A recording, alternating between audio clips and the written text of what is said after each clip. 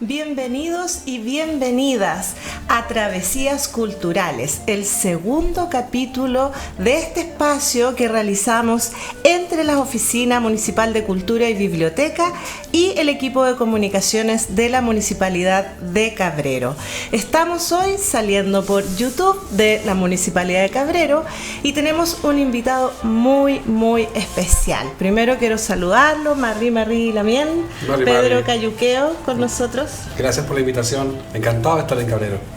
Nosotros orgullosos de tenerlo acá, la verdad es que ha sido unos días bien culturales, hemos estado bien regaloneados a propósito de la celebración el día 23 de abril del Día Internacional del Libro. Tuvimos en la comuna de Cabrero dos maravillosos invitados, uno que es el que me acompaña en este espacio ahora y nuestro Premio Nacional de Literatura Elicura Chihuailaf, que por cierto también es el primer escritor mapuche en recibir esta enorme distinción. Yo quiero contarles un poquito sobre nuestro invitado antes de darle la palabra. Todavía no recibe el premio nacional, ¿cierto? Pero para allá vamos porque ya logramos la distinción, ¿cierto? El Premio Municipal de Santiago, sí, el año 2019. La verdad es que estábamos conversando un poquito antes de comenzar. Pedro César Cayuqueo Millaqueo, orgullosamente mapuche, periodista y escritor. Como decía, Premio Municipal de Literatura de Santiago, nació en 1975 en Puerto Saavedra.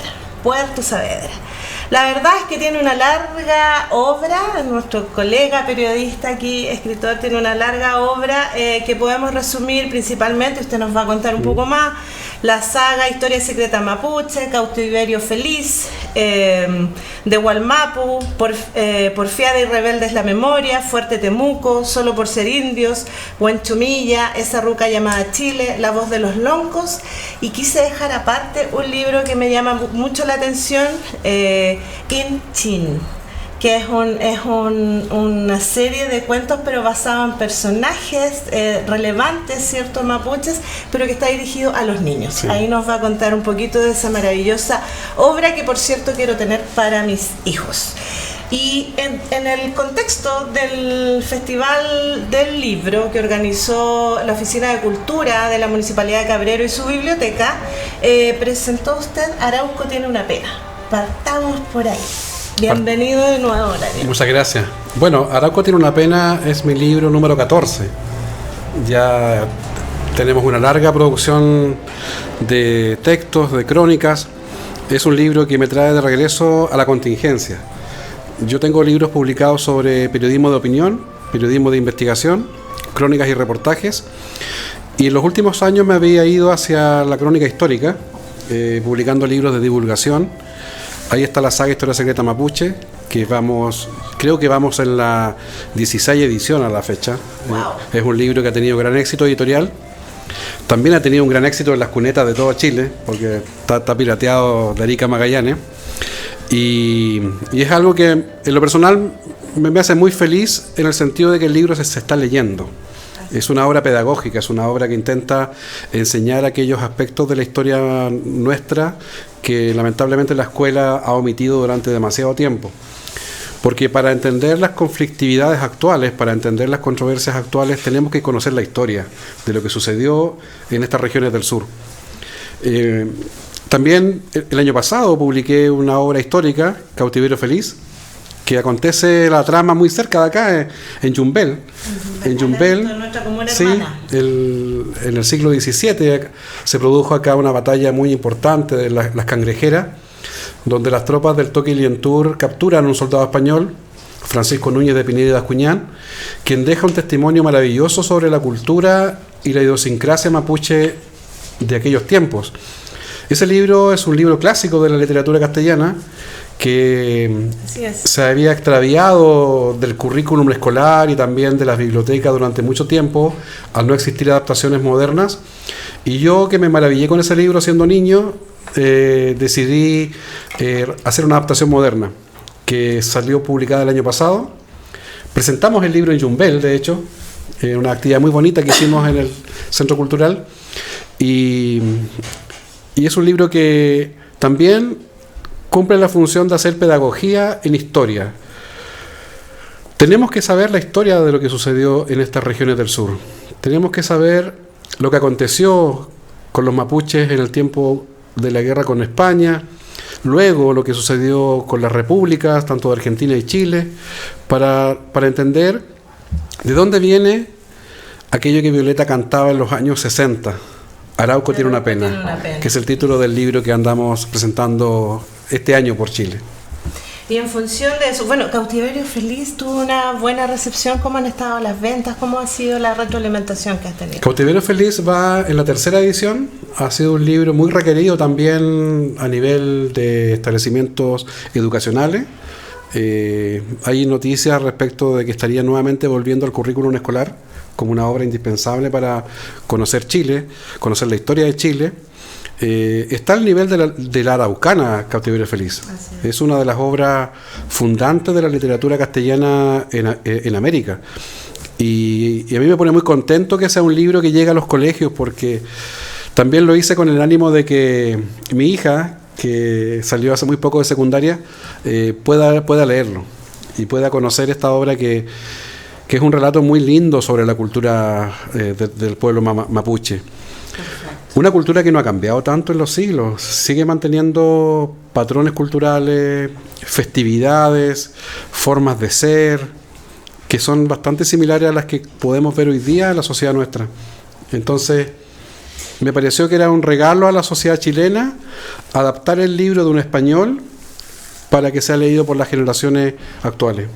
Efectivamente. Bueno, esperemos que se siga masificando entonces y que siga teniendo una excelente llegada este Cautiverio Feliz en versión de Pedro Cayuqueo. Ahora sí, pues, hemos nombrado Arauco tiene una pena. Y claramente lo cantaba Violeta. Quiero que nos cuentes un poquito, no tan extenso, ¿cierto?, para alcanzar a hablar de otros temas. ¿Cuál es la motivación y el mensaje que nos deja Arauco tiene una pena?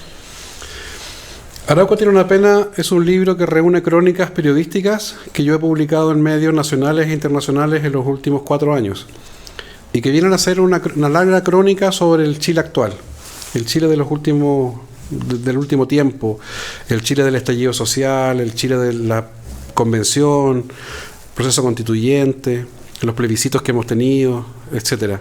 Que convengamos que han sido años bastante locos, no han sido años muy tranquilos, han sido años que hemos estado en una ruleta, en una especie de montaña rusa, todos, digamos, con procesos sociales complejos de entender a veces, con comportamientos electorales también complejos de entender también, pero que dan cuenta de un Chile que está en gestación, de un Chile que está teniendo contracciones de un nacimiento que va a venir a futuro, siento yo. De un Chile que está cambiando culturalmente, de un Chile que está haciéndose preguntas que antes no se hacía respecto de su identidad, respecto también del tipo de democracia que tenemos en este país y que a veces, digamos, no es tan perfecta.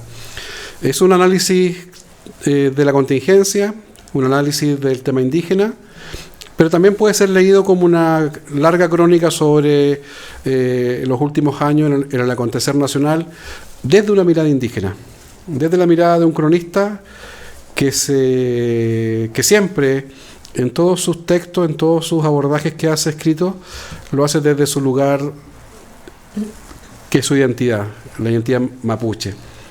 Yo desde mi identidad mapuche analizo la sociedad chilena, analizo el contexto actual y siempre, porque me caracteriza eso, también desde una mirada constructiva y propositiva.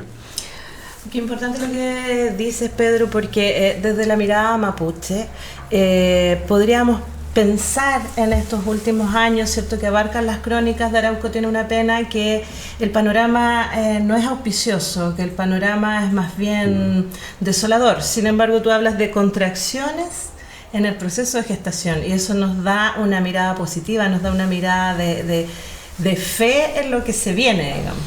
Sí, muchos me preguntan ¿qué sensación tengo de que los temas indígenas hayan estado tan de moda en los tiempos de la convención, que se haya propuesto una constitución con tantos derechos indígenas incorporados y que luego la sociedad chilena le haya dado la espalda a esa propuesta, haya dicho que no. Muchos me preguntan si me siento derrotado, si me siento fracasado, si me siento frustrado. Hay mucho de eso, hay mucho de frustración, hay mucho también de sentimiento como de una derrota cultural, pero luego uno analiza en perspectiva las cosas y se da cuenta de que quizás no era el momento del parto. Quizás eran contracciones de un embarazo que está en gestación. Quizás el estallido social fue una contracción de un Chile que está por nacer. Quizás la convención fue otra contracción de un Chile que está por nacer. Y quizás no era el momento todavía de parir ese nuevo Chile. Quizás falta hacer más pedagogía cultural. Quizás falta despejar mitos que hay sobre el tema indígena que asustan a la gente. Quizás falta hacer esa educación larga que implica cambios culturales, cambios generacionales y que no sucede de un día para otro.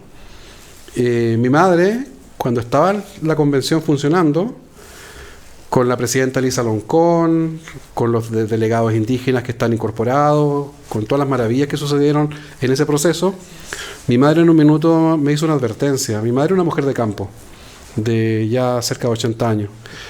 Mi madre me dice, ¿sabes qué? Estoy asustada, me dice. Yo le digo, ¿por qué? Me dice, porque lo están haciendo demasiado bien. Están incorporando muchos derechos que nos asisten como indígenas. Y eso no le va a gustar a los Wincas. Y así fue, ¿no?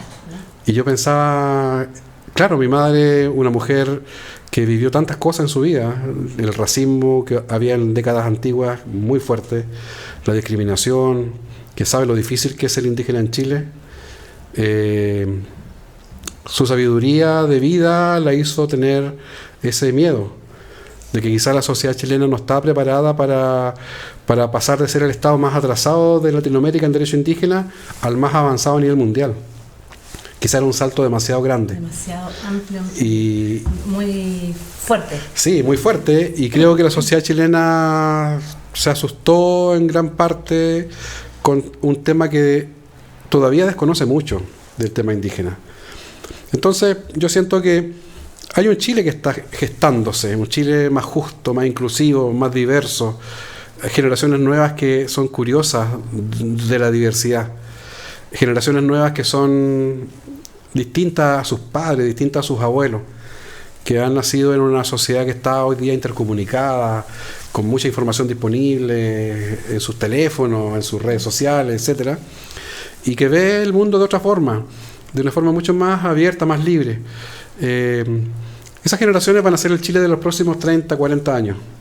Y en ese mismo contexto es que artistas como tú, como Elicura, Chihuailaf, pueden traspasar, a propósito de lo que mencionabas, del poco conocimiento real que hay de nuestros pueblos originarios. Decimos conocerlo, lo pasan en la educación tradicional, ¿cierto?, básica y media, pero la verdad es que es una pincelada poco profunda de lo que realmente es nuestra cultura, en este caso en nuestra zona mapuche.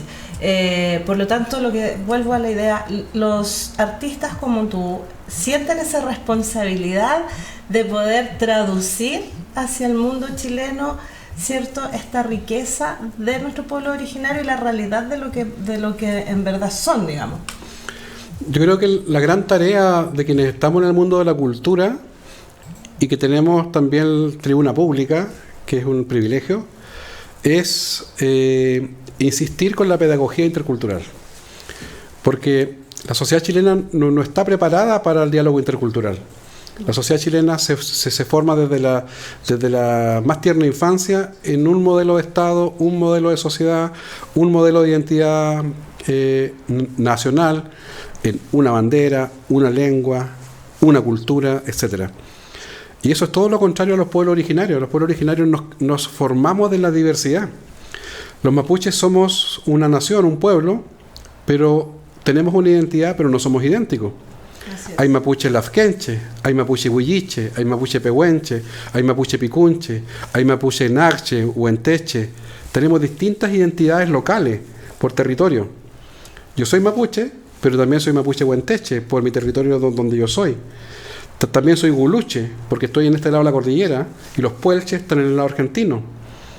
Los mapuches que crecemos de muy niños abrazando la diversidad, abrazando distintas identidades. Y al chileno le cuesta eso, porque a mí la pregunta recurrente que me hacen es: Pedro, ¿tú eres mapuche o eres chileno? Y yo respondo, las dos cosas. Y puedo hacer tres cosas. Puedo ser también latinoamericano. Y puedo ser también terrícola. Y puedo ser también vía lacteano. ¿Por qué una sola identidad? Podemos tener múltiples identidades. Y las identidades son ropajes que uno se usa porque se siente cómodo en ellos, o porque te hace falta para convivir con otro. Entonces, quizás lo que más tenemos que hacer, que estamos en el mundo de la cultura, es esa pedagogía para que la sociedad chilena también aprenda a abrazar la diversidad cultural como un valor y no como un problema. Porque hay a veces, cuando surgen ciertas visiones que a nosotros nos consideran más bien como algo del pasado, claro, de la prehistoria, como que quisieran vernos en un museo, pero no en la vida real. Como parte del patrimonio. Sí, como parte de... Que tenemos ahí en una cajita de cristal, pero que no participe de aquí, exacto, de lo que hacemos a diario. Cuando nos ven de esa forma es porque a esas personas que promueven quizás ese tipo de visiones le incomoda la diversidad. Le incomoda la diversidad étnica, cultural, de lenguas, de sabores, de olores incluso, de colores que hay, y que los pueblos originarios en muchas partes del mundo venimos a enriquecer la identidad de los países. Si los países se enriquecen con la diversidad cultural. Exacto. Y los países que son líderes en turismo, líderes en innovación, líderes en tecnología, líderes en muchos ámbitos, incluso en el económico, son países que han abrazado la diversidad étnica y cultural y se declaran multiculturales, pluriculturales, incluso plurinacionales también. Así es, que era uno de los temas, ¿sí?, en cuestión en la propuesta, sí, convencional. Pedro, podríamos hablar muchas horas. ¿Cómo termina Arauco tiene una pena? ¿Cómo continúa? Porque no termina. Estamos en proceso de gestación. ¿Cómo continúa Arauco tiene una pena? Primero explicar que el título es un homenaje a Violeta Parra, porque ella fue una de las primeras artistas chilenas y latinoamericanas de renombre que conoció al pueblo mapuche en su centenaria pena, producto del despojo, el menosprecio, el racismo que había en Chile en aquellos años, y que se atrevió a escribir un poema canción que es un alegato también de que las cosas cambien. Y también es un llamado a los mapuches a levantarse. Cuando dice Violeta, levántate, Huenchuyán. Quise traer a Violeta al presente porque han pasado más de 60 años de ese poema y de esa canción, y las cosas han cambiado bastante poco. Quise traer a Violeta al presente porque quiero también que Violeta le hable al pueblo chileno, que Violeta le hable a sus compatriotas, nos hable a todos y nos plantee que todavía está pendiente esa deuda que el Estado tiene que pagar. Todavía están pendientes los reconocimientos, todavía están pendientes las reparaciones históricas, todavía están pendientes tantos gestos que a veces son simbólicos, pero que son tan, yo diría, virtuosos a la hora de sanar heridas que hay del pasado. Tiene que haber un encuentro de la sociedad chilena con su ancestro indígena. Ese encuentro está pendiente todavía. ¿Y con nuestros hermanos actuales? Las nuevas generaciones están viviendo ese encuentro. Lo están viviendo porque son generaciones curiosas culturalmente, que les atrae la diversidad. Pero la sociedad chilena en general, y los mayores de 40 quizás probablemente, por poner un rango etario, les cuesta la diversidad, les complica, les genera cortocircuitos acá mentales. Pero hay que abrirse, así como hay que deconstruirse en temas de género, hay que deconstruirse en temas de machismo, hay que deconstruirse en temas de racismo, xenofobia. También tenemos que deconstruirnos en cómo hemos maltratado a nuestras naciones originarias durante demasiado tiempo. Ese es un paso también importante que tiene que dar la sociedad chilena. Y en Arauco tiene una pena, mi libro, vienen varios textos y reflexiones en torno a lo que podríamos llegar a hacer si nos ponemos de acuerdo. Lo que podríamos llegar a hacer si reparamos lo que se hizo mal, lo que podríamos llegar a hacer como país, como Estado, si diéramos el paso del reconocimiento que es tan necesario para no solamente los mapuches, ojo. En Chile hay 10 naciones originarias de Arica, Tierra del Fuego, incluidos los Rapanui. Y todas son naciones indígenas que tienen su propia historia, sus propios dolores, sus propias heridas, y que también están exigiendo reparación y justicia. Exacto, quizás los más visibles es el pueblo mapuche porque es el más numeroso, sí. Pero efectivamente, como tú dices, nos conforman 10 naciones, sí, indígenas, ¿cierto?, que enriquecen, como tú bien dices, nuestro territorio. Afortunadamente también hay una visión, a pesar de lo que ha pasado durante estos últimos 4 años de contracciones, me gustó el concepto que usaste, sí está la tendencia, sobre todo como tú decías, de las generaciones jóvenes, a valorar y hacerse parte y aprender de nuestros pueblos originarios. El producto de ello es que muchos, como te contaba, nos autoidentificamos mapuche porque sentíamos un respeto y una identidad con sus enseñanzas, con su forma de vida, con su cultura. Así es que me quedo con la visión positiva que planteas, ¿cierto? Siempre. Y no puedo cerrar sin mencionar lo que nos comentaba un colega fuera de cámara, Luis Opaso, un destacado periodista de la provincia, sobre la historia de Quinel. ¿Se vendrá alguna crónica de Pedro Cayuqueo para Quinel o no? Yo siempre, cuando me invitan a comunas o provincias fuera del centro metropolitano de este país, yo siempre ando escuchando y siempre estoy mentalmente grabando lo que escucho, porque siempre hay historias que contar, siempre hay historias de las cuales aprender. Y la historia indígena de este territorio, de Cabrero, Yumbel, la zona de la frontera histórica colonial que hubo acá, es fascinante. Un territorio de parlamentos antiguos, un territorio de cruce cultural, un territorio de comercio intercultural también, de una ciudad, un territorio que está en el centro de Chile, de tránsito hacia la cordillera, hacia la costa, hacia el norte, hacia el sur. Es una verdadera rosa de los vientos Cabrero, que tiene una historia gigante que ojalá venir con más tiempo a futuro para recorrer los territorios, conocer esos sectores rurales que tienen tanta historia y ¿por qué no?, incorporarlos a futuro en un libro. Invitado desde ya, pues, entonces, Pedro Cayuqueo. Yo le voy a mirar aquí a nuestra amiga directora de la Oficina Municipal de Cultura para que lo invite y podamos aquí recorrer y usted pueda tener tiempo para idear una crónica, ¿cierto?, de nuestra comuna y en específico el sector de Quinel a lo mejor. Encantado. Ha sido un gustazo compartir este ratito con usted, nuestro gran Pedro Cayuqueo Millaquén. Muchas gracias. Muchas gracias a usted. Nosotros nos encontramos en un próximo capítulo de Travesías Literarias.